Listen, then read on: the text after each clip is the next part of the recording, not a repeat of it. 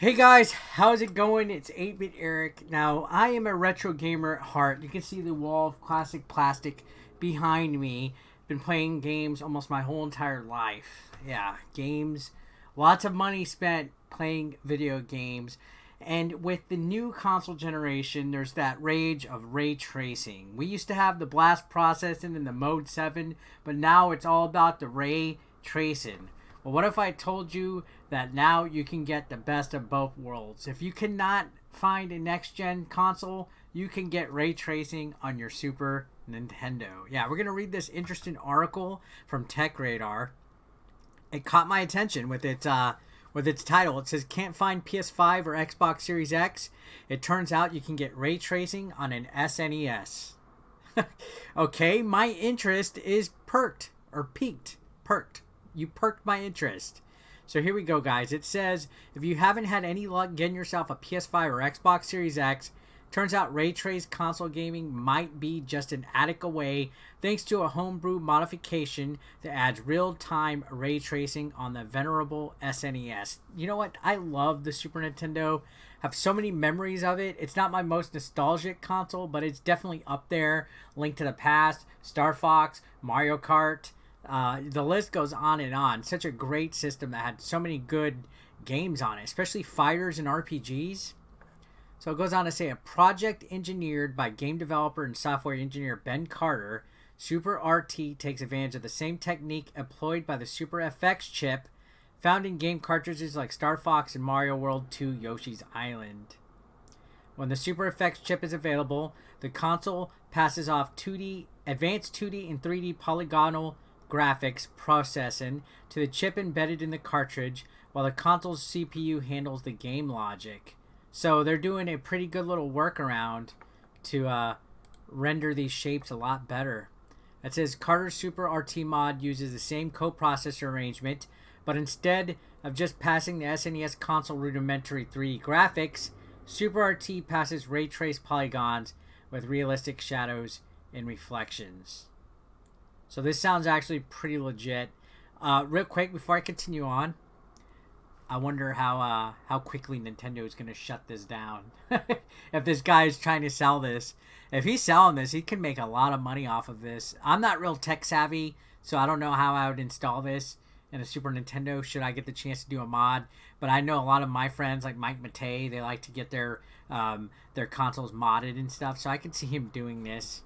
So it says, needless to say, the results are very impressive in an old-school 16-bit golden era gaming kind of way. You can see Carter's demo below to see it in action. Let's look at the demo. Hardware-assisted real-time ray tracing. So this is hardware-assisted.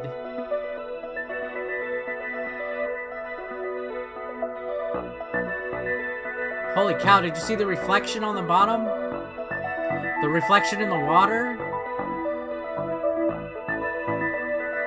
Alright, so the shadows and the reflections are big, because Super Nintendo couldn't really do that.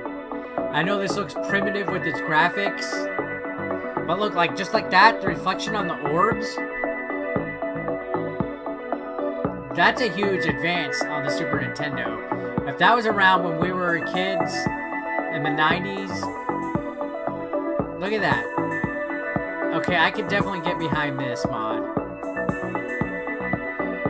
I'm curious, though, what it would look like in games like Wolfenstein and stuff like that that were 2D. I guess it only works on SuperFX chip games.